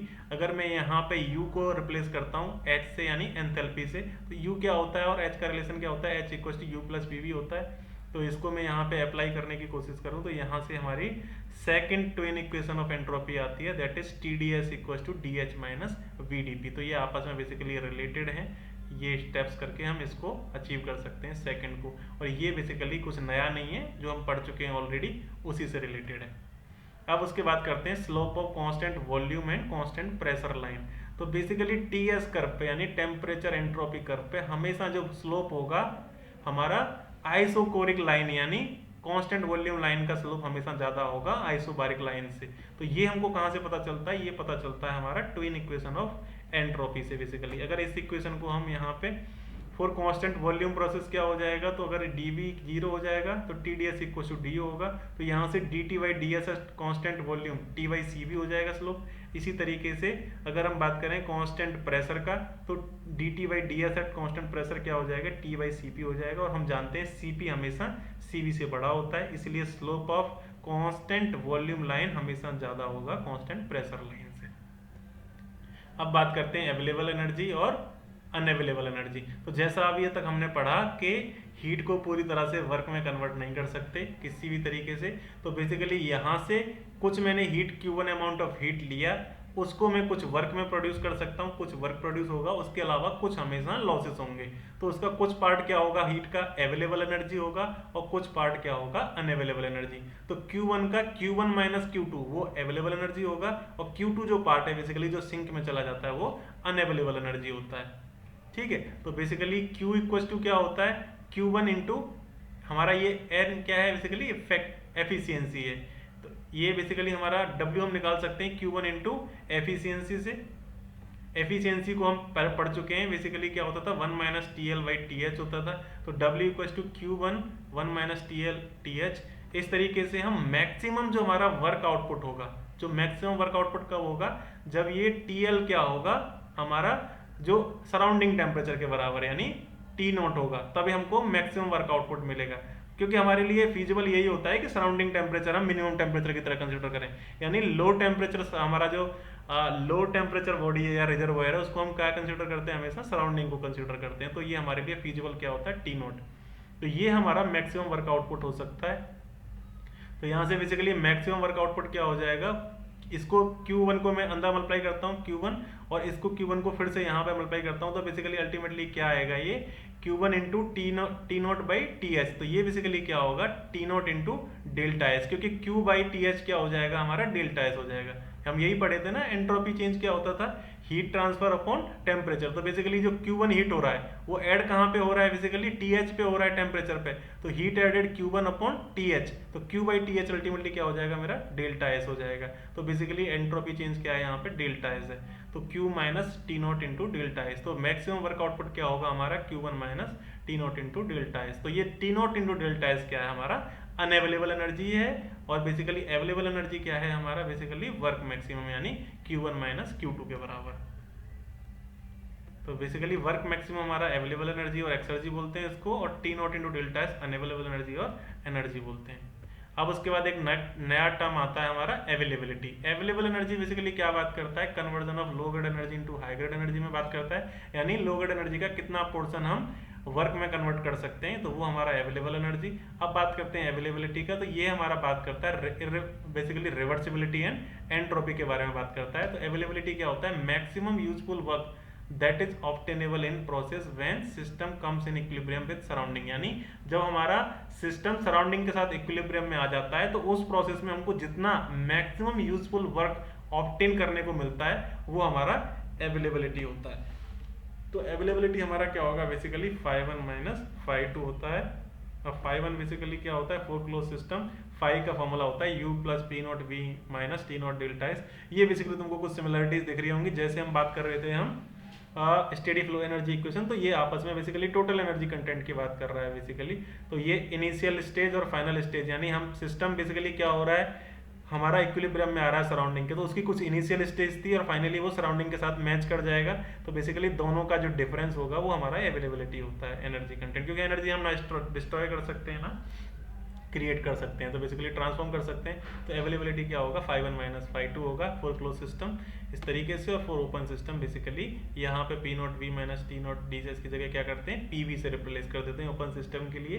तो यहाँ पे इस तरीके से होता है that φ will be equal to U plus PV को हम H से यानी एंथैल्पी से रिप्लेस कर सकते हैं, तो H माइनस T0 S ये होता है। तो ये अवेलेबिलिटी होता है। अब उसके बाद जो थर्मोडायनामिक्स का एक लास्ट कॉन्सेप्ट है जूल थॉमसन इफेक्ट बेसिकली। तो ये बेसिकली क्या करता है, कूलिंग और हीटिंग प्रोसेस की बात करता है। तो कूलिंग प्रोसेस में या हीटिंग प्रोसेस में ये अगर मैं बात करूं कि प्रेशर बढ़ेगा या घटेगा, तो मैं इसके बीच में बेसिकली रिलेशन बताता है। तो अगर मैं बात करता हूं टेम्परेचर प्रेशर कर्व की बात करता हूं, तो यहाँ पे अगर मैं इन लाइंस को कंसीडर करता हूँ, इन लाइन को कंसीडर करता हूँ, तो अगर मैं क्या करता हूँ किसी भी प्रोसेस को कंप्रेस, यानी कोई गैस है उस गैस को मैं क्या करता हूँ कंप्रेस करने की कोशिश करता हूँ, जैसे यहाँ पे मैं इस गैस को कंप्रेस कर रहा हूँ, तो बेसिकली क्या होगा, प्रेशर बढ़ेगा। तो यहाँ पे इस स्टेज में यहाँ से लेके यहाँ तक तुम देखोगे कि प्रेशर बढ़ने के साथ साथ टेम्परेचर भी बढ़ रहा है। इस रीजन में क्या हो रहा है, प्रेशर बढ़ने से टेम्परेचर बढ़ रहा है। बट जैसे ही मैं इस पॉइंट को क्रॉस करता हूँ, तो जैसे जैसे प्रेशर बढ़ेगा टेम्परेचर हमारा घटने लगेगा। यही सेम चीज क्या है इन सारी लाइंस पे भी होती है। यहाँ पे भी तुम देखोगे तो जैसे जैसे प्रेशर बढ़ रहा है टेम्परेचर बढ़ रहा है, बट इस पॉइंट के बाद क्या होता है, टेम्परेचर बेसिकली कम होने लगता है प्रेशर बढ़ने के साथ। तो इस जो बेसिकली जो लाइन है बेसिकली ये पॉइंट क्या है, एक ये पॉइंट्स को मिला के एक लाइन बनी, उसको बोलते हैं हम इन्वर्जन लाइन। तो ये बेसिकली क्या करता है, सेपरेट करता है हमारा हीटिंग रीजन और कूलिंग रीजन को बेसिकली। यानी प्रेशर कम कर रहा हूं मैं, अगर प्रेशर कम कर रहा हूं तो इस रीजन में हीटिंग होगी और इस रीजन में बेसिकली क्या होगा, कूलिंग होगी। यानी प्रेशर अगर मैं कम कर रहा हूं किसी गैस का तो इस रीजन में क्या होगा, प्रेशर कम करने से हीटिंग होती है और इस रीजन में प्रेशर कम करने से कूलिंग होती है। यानी प्रेशर कम होगा तो टेम्परेचर भी कम हो जाएगा। और यहाँ पे बेसिकली उल्टा होता है, प्रेशर अगर कम हो रहा है तो यहाँ पे टेम्परेचर बढ़ता है। तो इसी को रिप्रेजेंट करने के लिए जो हमारा बेसिकली एक टर्म आता है म्यू, तो वो बेसिकली क्या होता है, slope of TP curve at constant enthalpy, यानी dt by df dp at constant enthalpy. ये हमारा बेसिकली क्या होता है, जूल थॉमसन कोफिशिएंट होता है, यानी slope of TP curve at constant enthalpy. अब बात करते हैं हम हीट ट्रांसफर का। ठीक है, तो अभी जैसे हमने थर्मोडायनेमिक्स पढ़ लिया, तो अब हम बात करते हैं हीट ट्रांसफर का। तो हीट ट्रांसफर में कुछ बेसिक टर्म्स हैं। तो हीट ट्रांसफर रेट क्या होता है, सबसे बेसिक टर्म की बात करते हैं, हीट ट्रांसफर रेट। तो that is actually amount of heat transferred पर यूनिट टाइम। तो हीट ट्रांसफर रेट क्या होगा, अमाउंट ऑफ हीट ट्रांसफर्ड पर यूनिट टाइम। अब बात करते हैं हीट फ्लक्स का। तो हीट फ्लक्स क्या होगा, बेसिकली हीट फ्लक्स होता है rate of heat transfer per unit area normal to the direction of heat transfer. यानी पर यूनिट एरिया कितना हीट ट्रांसफर हो रहा है, तो इसको हम रिप्रेजेंट करते हैं क्यू बार से, यानी क्यू डॉट अपॉन ए। अब क्यू डॉट क्या है यहाँ पे, बेसिकली क्यू डॉट है हमारा हीट ट्रांसफर रेट, यानी क्यू बाई टी। और ये क्या है हमारा heat flux, Q by A, Q dot by A. तो बेसिकली जो हमारा पावर था, यानी डब्ल्यू अपॉन एरिया। और पावर बेसिकली क्या होता है, power work done per unit time. ये तो आप सब लोग जानते होंगे, पावर हमारा क्या होता है, work done per unit time.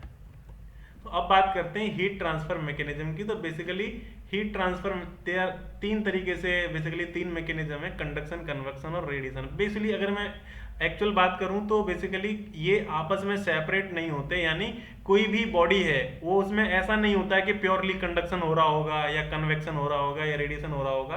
तो बेसिकली हमेशा क्या होता है, इनका कॉम्बिनेशन होता है, कुछ ना कुछ कंडक्शन भी होता रहता है, कन्वेक्शन भी होता रहता है और रेडिएशन होता रहता है। तो यानी ऐसा नहीं होता कि ये कोई एक ही मोड ऑफ एक ही मोड से हीट ट्रांसफर होता है। एक्चुअली जनरली ऐसा नहीं होता, हमेशा क्या होता है, more than one type of actually heat transfer या मोड से हीट ट्रांसफर होता रहता है। तो बेसिकली अब हम बात क्या करें, जैसे हम बोलते हैं कि कंडक्शन हो रहा है या कन्वेक्शन हो रहा है, तो हम वहां पे बात करते हैं कौन सा मोड डोमिनेंट है। तो जैसे मैं बात करूं कंडक्शन की, तो कंडक्शन क्या होता है, यहाँ पे बेसिकली हीट ट्रांसफर का जो रीजन होता है वो इलेक्ट्रॉन का मोशन होता है या फिर लेटिस वाइब्रेशन वगैरह, इलेक्ट्रॉन का टकराना आपस में, लेटिस वाइब्रेशन वगैरह। तो उसकी वजह से जो हमारा हीट ट्रांसफर होता है वो कंडक्शन होता है। तो वो कहाँ पे होगा, लेटिस वाइब्रेशन वगैरह कहाँ पे होते हैं जनरली, सॉलिड्स में। तो कंडक्शन डोमिनेंट कहाँ होगा, सॉलिड्स में होता है, जहाँ इलेक्ट्रॉन का मोशन पॉसिबल होता है, लेटिस वाइब्रेशन होते हैं बेसिकली। तो कंडक्शन पॉसिबल होता है सॉलिड्स में, यानी डोमिनेंट होता है, वहां पे कंडक्शन ज्यादा होगा। कन्वेक्शन कहाँ होता है, बेसिकली कन्वेक्शन का तरीका होता है कि कन्वेक्शन बेसिकली दो चीजों से मिला होता है, कंडक्शन और उसके बाद में बेसिकली उसका डिफ्यूजन, बेसिकली मूव करना। तो एक जगह बेसिकली कन्वेक्शन होगा, यानी एक जो गैस मॉलिक्यूल है, यानी कोई एक फ्लूइड की जरूरत होती है। कन्वेक्शन में क्या होता है, एक फ्लूइड की जरूरत होती है। कन्वेक्शन में हमेशा क्या होगा, एक फ्लूइड पार्टिकल होंगे या फ्लूइड होगा। तो बेसिकली वो क्या करता है, हीट को किसी भी बॉडी से जो जिसको मुझे कूल करना है, यानी कोई प्लेट है जिसको मुझे कूल करना है, तो एयर उस प्लेट के कांटेक्ट में आएगा और हीट उससे लेगा। उसके बाद क्या करेगा, वो एयर वहां से डेंसिटी चेंज होने की वजह से या कोई और तरीके से, फैन की वजह से वो वहां से चला जाएगा। तो उस तरीके से क्या होगा, हीट ट्रांसफर हमेशा होता रहेगा। तो दो चीज की जरूरत है। सबसे पहले क्या हुआ, उस प्लेट ने कंडक्शन के थ्रू हीट ट्रांसफर किया एयर को, अब फिर वो एयर हीट लेके वहां से चला जाता है। तो बेसिकली यहाँ पे क्या जरूरत होता है, एक मीडियम की जरूरत होती है। ठीक है, यानी एक फ्लूइड की जरूरत होती है, एयर, लिक्विड या कुछ भी हो सकता है। तो वो कन्वेक्शन। अब उसके बाद आता है एक रेडिएशन, तीसरा मोड। तो तीसरा मोड बेसिकली इसमें किसी ना मीडियम की जरूरत होती है। तो यहाँ पे अगर कोई भी बॉडी किसी टेम्परेचर पे, तो वो हमेशा हीट ट्रांसफर करता रहता है। इसको थोड़ा सा आगे पढ़ते हैं। तो कंडक्शन की अगर हम बात करें, तो कंडक्शन डोमिनेंट कहाँ होता है, बेसिकली कंडक्शन डोमिनेंट सॉलिड्स में होता है। बेसिकली क्या, बेसिकली गैसेस और लिक्विड में कंडक्शन कम होता है। अगर हम बात करें कन्वेक्शन की, तो कन्वेक्शन बेसिकली गैसेस और लिक्विड में कन्वेक्शन ज्यादा होता है, वहां कंडक्शन कम होता है। और बेसिकली रेडिएशन के लिए ऐसा कुछ है नहीं। रेडिएशन के लिए बेसिकली अगर कोई बॉडी किसी टेम्परेचर पे, तो वो हमेशा हीट रेडिएट करता ही है। तो कंडक्शन के लिए जैसे मैंने माना कि ये कोई एक स्लैब है जहां से मुझे हीट ट्रांसफर स्टडी करना है। तो अगर मैंने माना इस स्लैब के एक साइड में टेम्परेचर T1 है और दूसरे साइड में टेम्परेचर T2 है, यानी T1 is greater then T2, तो बेसिकली जैसा हमने बात किया हीट ट्रांसफर के लिए मिनिमम रिक्वायरमेंट क्या होता है, टेम्परेचर डिफरेंस का होना जरूरी है। तो इस स्लैब से हीट ट्रांसफर होगा तभी जब यहाँ पे बेसिकली टेम्परेचर डिफरेंस एग्जिस्ट करेगा। तो T1 टेम्परेचर है एक साइड में और दूसरी साइड में टेम्परेचर T2 है, T1 ग्रेटर देन T2 है, तो बेसिकली इस साइड से दूसरी साइड में हीट फ्लो होने लगेगा। तो जो हीट का फ्लो का रेट है पर यूनिट टाइम, उसको हम क्या बोलते हैं, हीट ट्रांसफर रेट यानी क्यू डॉट। तो ये क्यू डॉट क्या होगा बेसिकली, तो ये क्यू डॉट हो जाता है नहीं, हीट ट्रांसफर बाय कंडक्शन, वो डिपेंड करता है किस पे, एरिया पे, यानी इस स्लैब का जो क्रॉस सेक्शनल एरिया यानी जिससे हीट ट्रांसफर हो रहा है उस पर डिपेंड करेगा, और टेम्परेचर डिफरेंस कितना एग्जिस्ट करता है उस पर डिपेंड करता है, और इन दोनों का थिकनेस क्या है उसके इनवर्सली प्रोपोर्शनल होता है। तो यानी जो रेट ऑफ हीट कंडक्शन होता है डायरेक्टली प्रोपोर्शनल होता है एरिया और टेम्परेचर डिफरेंस के, और इनवर्सली प्रोपोर्शनल होता है थिकनेस के। तो इसको बेसिकली हम फोरियर लॉ कहते हैं। तो जो हीट ट्रांसफर बाय कंडक्शन होता है that is equal to minus K dt by dx। तो यहाँ पे k क्या है, थर्मल कंडक्टिविटी है, a measure of ability of material to conduct heat, यानी कौन सा मटेरियल कितना अच्छा हीट कंडक्ट कर सकता है, वो उसकी बेसिकली थर्मल कंडक्टिविटी पे डिपेंड करता है। तो जितनी ज्यादा थर्मल कंडक्टिविटी होगी उतना ज्यादा वो अच्छा कंडक्टर होगा हीट का। ये बेसिकली क्रॉस सेक्शनल एरिया है जहां से हीट ट्रांसफर हो रहा है। dt बाई dx बेसिकली क्या है, टेम्परेचर ग्रेडियंट यानी delta T temperature difference upon thickness. अब बात करते हैं थर्मल डिफ्यूजिविटी। ये बेसिकली क्या होता है, ये डिफ्यूजिविटी शो करता है heat conduction upon heat storage. तो यानी मटेरियल कितना अच्छा हीट कंडक्ट करता है वो डिपेंड करता है उसकी थर्मल कंडक्टिविटी पे, और हीट स्टोरेज डिपेंड करता है उसकी हीट कैपेसिटी पे।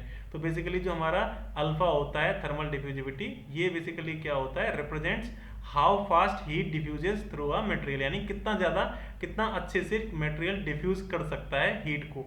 तो ये होता है K by rho C P basically. तो हमको इलेक्ट्रॉनिक डिवाइसेस में ऐसा मटेरियल चाहिए होता है जिसकी हीट डिफ्यूजिविटी यानी थर्मल डिफ्यूजिविटी अच्छी हो, यानी अच्छा कंडक्ट करे और बेसिकली एब्जॉर्ब कम करे, यानी टेम्परेचर वगैरह जितना अल्फा ज्यादा होने के लिए सीपी का कम होना जरूरी है, यानी हीट कैपेसिटी का कम होना जरूरी है। तो ये बेसिकली क्या करेगा, हीट को अच्छे से डिफ्यूज कर पाएगा। तो जितनी ज्यादा हीट डिफ्यूजिविटी होगी, थर्मल डिफ्यूजिविटी होगी, उतना ज्यादा बेटर होता है। तो के बाई रो सी पी से हम निकालते हैं बेसिकली। अब बात करते हैं कन्वेक्शन का। तो जैसे मैंने कन्वेक्शन में बोला, तो यहाँ बेसिकली दो चीजें होती हैं, पहला कंडक्शन और दूसरा फ्लूइड का मोशन। जैसे मैंने बात किया इस प्लेट का, तो इसके प्लेट के पास पहले एयर कांटेक्ट में आएगा और ये बेसिकली क्या करेगा, यहाँ से कुछ हीट, प्लेट से हीट लेगा एयर, और उस प्रोसेस में बेसिकली क्या होगा, हीट लेने के बाद हीट ले लेगा एयर, तो उसकी डेंसिटी कम हो जाएगी, तो वो अपने आप से मूव करेगा बेसिकली डेंसिटी डिफरेंस की वजह से। या फिर मैं कोई एक्सटर्नल मीडियम यूज कर सकता हूँ फैन वगैरह, तो फ्लूइड अपने आप वहां से मूव करने लगेगा, एयर फ्लो करने लगेगा। तो इस तरीके से बेसिकली क्या होगा, यहाँ पे बाउंड्री लेयर, एक ये क्या है वेलोसिटी बाउंड्री लेयर, और ये हमारा टेम्परेचर थर्मल बाउंड्री लेयर है। तो जो आपने शायद फ्लूइड मैकेनिक्स में पढ़ा होगा, तो बेसिकली थर्मल बाउंड्री लेयर इस तरीके से हम बना सकते हैं। तो बेसिकली अगर कोई फ्लूइड मोशन नहीं है तो कन्वेक्शन बेसिकली होना पॉसिबल नहीं है, तो वहां पे बेसिकली क्या होगा, केवल कंडक्शन होगा। तो अगर फ्लूइड मूव कर रहा है अच्छे से तो हमारा कन्वेक्शन रेट फास्ट हो जाएगा। तो जितना ज़्यादा फ्लूइड मोशन होगा उतना बेटर हमारा कन्वेक्शन होगा। तो इसीलिए कन्वेक्शन दो तरीके का होता है, फोर्स्ड कन्वेक्शन, तो हम क्या करते हैं उस फ्लूइड मोशन को बढ़ाने के लिए हम क्या करते हैं, कुछ एक्सटर्नल सप्लाई यूज करते हैं, फैन वगैरह या विंड वगैरह, पंप वगैरह या कुछ भी ऐसा हम यूज करते हैं जिससे कि फ्लूइड का मोशन बढ़ जाए यानी स्पीड बढ़ जाए, तो उसको हम फोर्स्ड कन्वेक्शन कहते हैं। और नेचुरल कन्वेक्शन क्या होता है, यहाँ पे हम कोई एक्सटर्नल मीडियम यूज नहीं करते, हम केवल क्या यूज करते हैं, सिंपली जो बेसिकली जैसे मैंने बताया टेम्परेचर, जैसे क्या होगा, प्लेट के पास एयर गया, वहां से कंडक्शन के थ्रू उसने हीट कुछ लिया, अब उस एयर का डेंसिटी क्या हो जाएगा, अब कम हो जाएगा, क्योंकि हाई टेम्परेचर पे डेंसिटी कम हो जाता है एयर का। तो बेसिकली क्या होगा, एयर की डेंसिटी कम हो जाएगा तो वो ऊपर की तरफ मूव कर जाएगा और उसकी जगह क्या हो जाएगा, हाई डेंसिटी वाला एयर आ जाएगा। तो एक बेसिकली क्या होगा, कन्वेक्शन करंट फ्लो होने लगेगा बेसिकली। तो हमेशा क्या होगा, एयर हमेशा ऊपर की तरफ इस तरीके से बढ़ता रहेगा, क्योंकि यहाँ पे क्या होगा, एयर की डेंसिटी कम होगी और वो डेंसिटी कम होने की वजह से ऊपर की तरफ मूव कर जाता है। तो ये हमारा होता है नेचुरल कन्वेक्शन। तो इसको बेसिकली हम नेचुरल कन्वेक्शन में जो हीट ट्रांसफर रेट होता है, Q convective heat transfer, that is equals to H A delta T basically. तो ये क्या है, न्यूटन्स लॉ ऑफ कूलिंग है बेसिकली यहाँ पे, एच ए डेल्टा टी। और एच क्या है यहाँ पे, convective heat transfer coefficient. A क्या है यहाँ पे, जो सरफेस जहाँ से कन्वेक्शन हो रहा है, और ये T S minus T infinity क्या है, टेम्परेचर डिफरेंट, ये सरफेस का टेम्परेचर और ये सराउंडिंग का टेम्परेचर है। अब बात, एक और टर्म आता है इसमें, critical thickness of insulation. Basically हम क्या यूज करते हैं, जैसे कोई जैसे एयर कंडीशनिंग सिस्टम होता है तो वहाँ पे हॉट वाटर पाइप होता है, बेसिकली कोल्ड वाटर पाइप होता है। तो हम बेसिकली वहाँ पे हम क्या करते हैं, कोल्ड वाटर को फ्लो कराते हैं पाइप के थ्रू या हॉट वाटर को फ्लो कराते हैं। तो हम ये चाहते हैं कि उसमें लॉसेस मिनिमम हो, यानी जो मैंने हीट उसमें से फ्लो करा रहा हूँ वो बाहर ना जाए सराउंडिंग में, या कोल्ड वाटर में फ्लो करा रहा हूँ वो बाहर ना जाए। तो बेसिकली उसको बचाने के लिए हम क्या करते हैं, इंसुलेशन लगाते हैं, या फिर हम इलेक्ट्रिकल वायर्स वगैरह के ऊपर इंसुलेशन लगाते हैं। तो वहाँ पे केवल हमको करंट से बचना एक मेन एम नहीं होता, वहाँ पे हमारा एक और भी एम होता है बेसिकली हीट लॉस करना। क्योंकि हमेशा अगर किसी वायर से करंट फ्लो कर रहा है तो होता है तो उसमें बेसिकली हीट जनरेट होती है I²RT से। तो उसको हीट को हमको बेसिकली बाहर रिलीज करना रहता है जिससे कि परफॉर्मेंस अच्छी रहे। तो हम इंसुलेशन का मेन एम बेसिकली क्या है, हीट को बाहर निकालना। तो बेसिकली जो क्रिटिकल थिकनेस ऑफ इंसुलेशन होता है वो क्या होता है, बेसिकली थिकनेस ऑफ इंसुलेशन जहां पे बेसिकली जो हीट ट्रांसफर होता है वो मैक्सिमम होता है, यानी हीट ट्रांसफर रेट क्या होगा, मैक्सिमम होगा, और जो बेसिकली थर्मल रेजिस्टेंस है वो मिनिमम होगा। तो क्रिटिकल थिकनेस ऑफ इंसुलेशन पे क्या होता है, हीट ट्रांसफर रेट मैक्सिमम होता है, और हमारा थर्मल रेजिस्टेंस यानी जो उसके लिए रेजिस्टेंस ऑफर करता है बेसिकली मटेरियल हीट ट्रांसफर के लिए वो क्या होता है, मिनिमम होता है। तो इसके चाहे मैं क्रिटिकल थिकनेस के ऊपर में यानी थिकनेस बढ़ाऊं या कम करूं, वहां पे बेसिकली क्या होगा, हमारा हीट ट्रांसफर रेट हमारा कम हो जाएगा। तो हीट ट्रांसफर रेट मैक्सिमम कब होगा, जब हमारा critical radius, critical thickness of insulation पे मैं बात करता हूँ। तो बेसिकली अगर सिलेंडर के लिए बात करें तो सिलेंडर के लिए क्रिटिकल थिकनेस ऑफ इंसुलेशन क्या होता है, KYH होता है, और स्फीयर के लिए क्या होता है, KY2H होता है। अब बात करते हैं हम रेडिएशन का। तो रेडिएशन हीट ट्रांसफर बेसिकली क्या होता है, यहाँ पे जैसे मैंने बोला इलेक्ट्रोमैग्नेटिक वेव्स के फॉर्म में हीट ट्रांसफर होता है, इलेक्ट्रोमैग्नेटिक वेव्स के फॉर्म में हीट ट्रांसफर होता है। यहाँ पे बेसिकली किसी मीडियम की हमको जरूरत नहीं रहती, ये बेसिकली वैक्यूम में भी हीट ट्रांसफर हो सकता है। और बेसिकली जैसा मैंने बताया, ये अगर कोई बॉडी किसी भी टेम्परेचर पे, यानी अगर 0 केल्विन जो हमारा एब्सोल्यूट टेम्परेचर होता है उसके ऊपर मैं अगर किसी भी टेम्परेचर पे हूँ, 10 केल्विन, 100 केल्विन, 200 केल्विन, अगर मैं किसी भी टेम्परेचर पे हूँ तो वो बॉडी हमेशा क्या करेगा, कुछ ना कुछ रेडिएशन एमिट करेगा। और जो रेडिएशन एमिट करता है बेसिकली जो हीट ट्रांसफर बाई रेडिएशन, वो बराबर होता है that is equal to sigma A into T⁴। अब ये सिग्मा क्या है, स्टीवन बोल्ट्जमैन कांस्टेंट है, ए क्या है सरफेस एरिया जहां से हीट रेडिएट हो रहा है, और TS क्या है उस सरफेस का टेम्परेचर। तो बेसिकली क्या होता है यहाँ पे जो heat transfer rate by radiation होता है वो टेम्परेचर के 4th पावर पे डिपेंड करता है। अब मैं बात करता हूँ ब्लैक बॉडी का। ब्लैक बॉडी क्या होता है, ग्रे बॉडी और ब्लैक बॉडी। तो बेसिकली ये आइडियलाइज सरफेस होता है, आइडियल, बेसिकली ये रियल में एग्जिस्ट नहीं करता, आइडियल सरफेस जो क्या करता है, रेडिएशन मैक्सिमम रेट से ट्रांसफर करता है, या फिर रेडिएशन को एब्जॉर्ब मैक्सिमम करता है, यानी जितने रेडिएशन मैक्सिमम ये कर सकता है एमिट उतना करता है, और जितने भी रेडिएशन आ रहे हैं उनको सारे के सारे को एब्जॉर्ब कर सकता है। तो ब्लैक बॉडी क्या होता है, बेस्ट एमिटर होता है और बेस्ट एब्जॉर्बर होता है, यानी जितने भी मैक्सिमम अमाउंट का रेडिएशन है उसको ये एमिट कर पाएगा, और जितने सारे रेडिएशंस आ रहे हैं उनको पूरी तरह से एब्जॉर्ब कर पाएगा। तो ब्लैक बॉडी क्या होता है, बेस्ट एमिटर और बेस्ट एब्जॉर्बर होता है। तो अगर इसके अलावा ब्लैक बॉडी के अलावा कोई और बॉडी होगा तो उसके लिए उसकी एमिसिविटी, यानी ये ई होता है, ये होता है एप्सिलॉन होता है एमिसिविटी, ये हमेशा 1 से लेस होगा। फॉर ब्लैक बॉडी एमिसिविटी क्या होता है, 1 होता है। तो ये जो फॉर्मूला था बेसिकली यहाँ पे, अगर मैं एप्सिलॉन को 1 कंसीडर करता हूँ तो ये जो फॉर्मूला है बेसिकली ये किसके लिए है, ब्लैक बॉडी के लिए। तो ग्रे बॉडी के लिए क्या होगा, यहाँ पे Q एमिटेड क्या हो जाएगा हमारा, एप्सिलॉन सिग्मा AST⁴। तो ई हमेशा जो एप्सिलॉन क्या होगा 0 से बड़ा होगा और 1 से छोटा होगा। ब्लैक बॉडी के लिए इसकी पावर बेसिकली एप्सिलॉन की वैल्यू क्या होती है, 1 होती है। तो बेसिकली ये हमारा हीट ट्रांसफर बाय रेडिएशन। तो इस तरीके से हमारे सारे लगभग बेसिक कॉन्सेप्ट्स हैं जो हीट ट्रांसफर और थर्मोडायनामिक्स से कंप्लीट हो चुके हैं। ऐसे ही वीडियोस के लिए हमारे चैनल को देखते रहिए। थैंक्स।